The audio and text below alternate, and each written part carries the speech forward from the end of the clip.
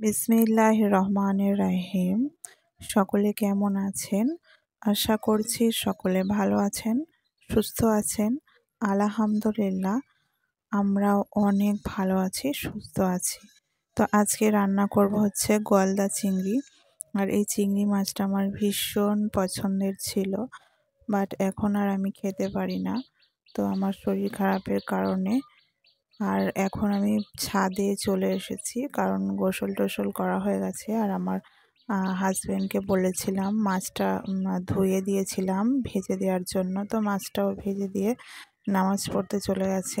তো আমি গোসল করে এসে এখানে পেঁয়াজগুলো ছাদে নিয়ে চলে এলাম। এখানেই মানে কাটাকুটি করে নেব এবং ছাদের কলেতে পেঁয়াজগুলো ধুয়ে নেব।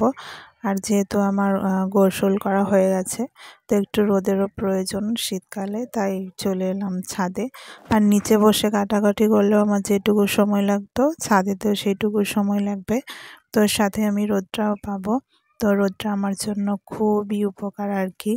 তো এখন আমি কেন চিংড়ি মাছ খাই না সেটা বলতে গিয়ে বলা হলো না, কারণ আমার চিংড়ি মাছে অ্যালার্জি।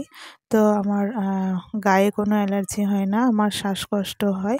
তো সেই ভয়ে আমি চিংড়ি মাছ খাই না, কারণ জীবনে বেঁচে থাকলে অনেক কিছুই খেতে পারবো। তো চিংড়ি মাছটা খেতেই হবে এমন কোনো ব্যাপার নেই, কিন্তু আমার খুব ফেভারিট জিনিস ছিল জানেন। তো ভিডিওর মাঝখানে বলে থাকি, যারা ইউটিউব থেকে আমার ভিডিওটা মানে প্রথম দেখছেন, তারা অবশ্যই চ্যানেলটি সাবস্ক্রাইব করে দেবেন আর পাশে থাকা বেল আইকনটি প্রেস করে দেবেন, যাতে সবার আগে আপনার কাছে আমার ভিডিওগুলো পৌঁছায়।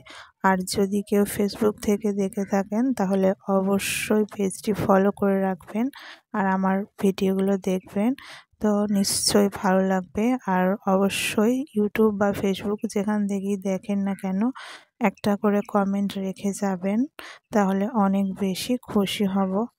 আর আপনাদের এক একটা কমেন্ট আমার ভিডিও বানানোর আরও আগ্রহী করে তোলে। আমার বাড়িতে ভিডিওতে ভয়েস দেওয়া খুবই প্রবলেমের। আর রাত্রে তো এখন শীতকাল পড়ে গেছে, আর রুম থেকে বেরোতে ইচ্ছে যাচ্ছে না, যে অন্য রুমে গিয়ে মানে ভয়েস দিয়ে আসো ভিডিওতে, আর ভালো লাগে না, ঘুম পেয়ে যায়। আর ফোনও ঘাটাঘাটি করতে খুব একটা ভালো লাগে না।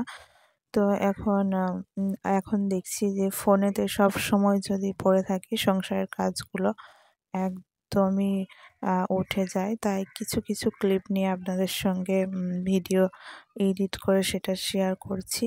আর রইল বাকি ফোন দেখার কথা, তো যখন আমি সময় পাই, এমনি নর্মালি মানুষ যেমন ফোন দেখে 2 ঘন্টা, তো সেরকম দুপুরে 2 ঘন্টা, রাত্রে 2 ঘন্টা বা 1 ঘন্টা এইরকম ফোন দেখি। সেই সময়ে আমি লাইক কমেন্টগুলো করে থাকি, তো আমি সবাইকে সাপোর্ট করি। তো নর্মালি মানুষ ফোন দেখে বেরিয়ে পড়ে, তো সেটা আমি করি না। ভিডিও দেখার পর একটা করে লাইক আর কমেন্ট, দুটো করে কমেন্ট দিয়ে যায়, আর সবাইকে লাভ রিঅ্যাক্ট দিয়ে যায়। তো এভাবেই চলছে, জানি না কোনোদিন সফল হতে পারবো কি। তো ইউটিউব বা ফেসবুক থেকে যদি কখনো আমি সফল হয়ে যাই, তাহলে এটা হবে আমার সব থেকে বড় স্বপ্ন।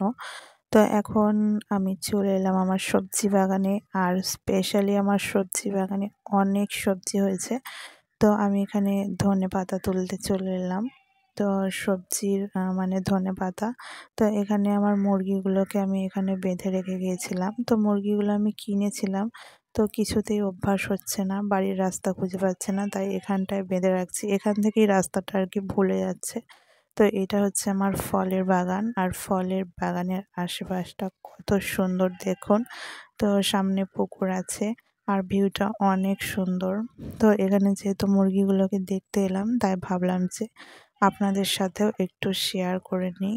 তো এবার আমি ধনেপাতাগুলো তুলে নেব। তো গাছের জিনিস এমনিতে তুলতে অনেক বেশি ভালো লাগে, তো অনেকক্ষণ ধরে আমি ধনেপাতা তুলেছি। সমস্ত ভিডিওর ক্লিপগুলো আমি নিইনি, কিছু কিছু ক্লিপ নিয়েছি, আর কিছু কিছু ডিলিট করে দিয়েছি। তো যতটুকু লাগবে তার থেকেও বেশি তোলা হয়ে যাচ্ছে, কারণ নিজের বাগানের সবজি অনেক বেশি ভালোই লাগে তুলতে, সেটা খায় বা না খায়। তো ধনেপাতা তো আমার এমনিতেই ফেভারিট জিনিস। আমরা সব কিছুতেই মাংস রান্না, মাছ রান্না তো যেটাই দিই ধনেপাতা দিই, ধনেপাতার ফ্লেভারটা একদম আলাদা। তবে আমরা ডালে ধনেপাতা খাই না, অনেকে দেখেছি যে ডাল রান্না করলে ধনেপাতা দেয়, আমরা এটা করি না। তো যেগুলোতে না দিলেই নয় সেগুলোতেই দিই। আর ধনেপাতার চাটনিটা একদিন অবশ্যই করে দেখবো কেমন হয়। তো আমরা আমের চাটনি করলে সেখানেও ধনেপাতা অ্যাড করি, তো এখানে ফ্লেভারটা অন্যরকম হয়ে যায়, খুব ভালো লাগে। ওইদিকে আমি গ্যাসে রান্নাটা চাপিয়ে দিয়ে এসেছি। তো গ্যাসে রান্নার একটাই সুবিধা যে যতটা জাল প্রয়োজন ততটুকু আগুনটা সেট করে দিয়ে আমি অন্যান্য কাজগুলো করতে পারি। তো এখন আমার ধনেপাতা নিয়ে চলে এলাম, আর রান্নাটা অলরেডি অনেকটা হয়ে গেছে। তো কিছুক্ষণ থাকলে হয়তো পুড়ে যেত। তো সময় মতো চলে এসেছি। তো একটু নাড়াচাড়া করে দিচ্ছি। তো এরপর আমি একটু জল অ্যাড করব, তাহলে পেঁয়াজগুলো একটু সিদ্ধ হবে, তারপর ভাজা ভাজা হলে অনেক বেশি খেতে টেস্ট হয়ে যাবে।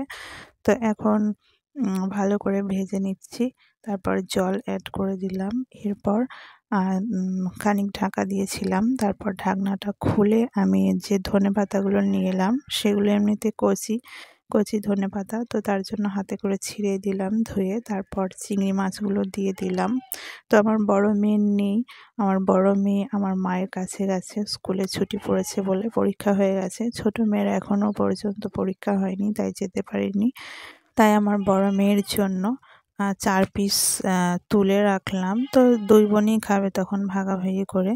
তখন বড় মেয়ে খেলে তো ছোট মেয়ে দেখবে না।